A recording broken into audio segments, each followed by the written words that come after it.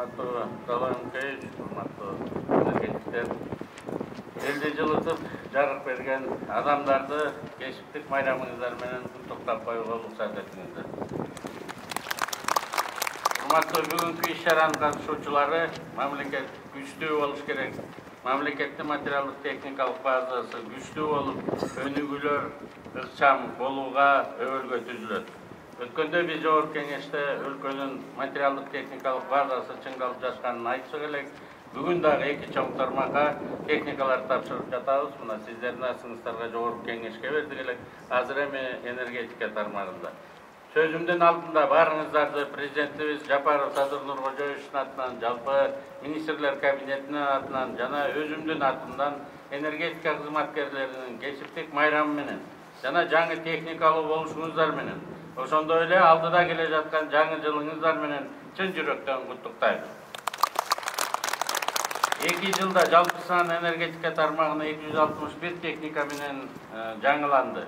Электр станцияларына 124, Кыргыз көмүргө 73, мунун ичинде 2023 жылы 178 техника алынды, ага жалпы жонунан 814,2 миллион сом жумшалды. 2024 жылга 1 миллиард сомго дагы 252 спецтехника сатып алууну планга койдуңуздар.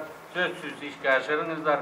Мага келген маалыматтар боюнча бүт райондор 52 бригадалык машина менен камсыз болду. Эми энергобооруженный симнекени сиздерге түшүндүрбөй эле коеюн, бирок сиздер ыкчам иштеп, сиздерге жакшынакай шарт түзүп берүүгө биз мындан ары да колубуздан келген аракетти жасай беребиз. Бүгүнкү күн ички продукциябыз 1 триллиондон сомдон ашты. Бюджетибиз мына жылдын аягында буюрса 577 миллиард сомго чыккан турат. Өлкөнүн өнөр жай тармагында ири заводдор ачылууда. Демек, мындан да көп электр энергиясы керектелинет. Энергетика секторуна бюджеттен 2024 жылга 74,9 миллиард сом жумшалат. Анын ичинде энергетикалык компанияларды капиталдаштырууга 55,8 миллиард сомду карайбыз да бюджеттик мыйзамга бекитип алдык. Мындай ири суммада каражатты бөлүүнүн мааниси биз азыр энергия сектордагы 130 миллиард сомдук ашык карызды өкмөт өзүнө алып, энергетикалык компаниянын устаттык капиталын көбөйтүп берип жатабыз. Бул энергия секторунун абалын кескин жакшыртууга жана жаңылоого жол ачат. Бул каражаттар сиздерге уже сезиле баштаганы мына бүгүн дагы айгинеленип турат. Иштин натыйжалары дагы жакшы. Салынбаган кестер салынып, 7000 мегаваттык ири долбоорлор башталууда. Камарата биргесинин ири курулушу башталып жатат. Экинчи этабына өтөбүз. Токтогул КСН реконструкциясы 2025 жылы бүтөт. Ömürü dagы bir 40-50 жылга узарат. Быйыл экинчи гидроагрегатты жаз алды менен баштап, күзгө чейин өз убагында ирети менен бүтүрүп алдыңыздар. Биздин максат элибизди үзгүлтүксүз жетиштүү өлчөмдө электр энергиясы менен камсыздандыруу жана 2026 жылы энергетикадагы профицитке чыгып, экспортко чыгуу. 30тан ашык чакан ГЭС ишке кирет.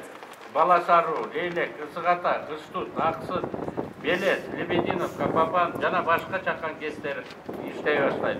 Ушулардын баарында ар бир энергетиктин инженердик сунуштары жана эмгеги маанилүү болот.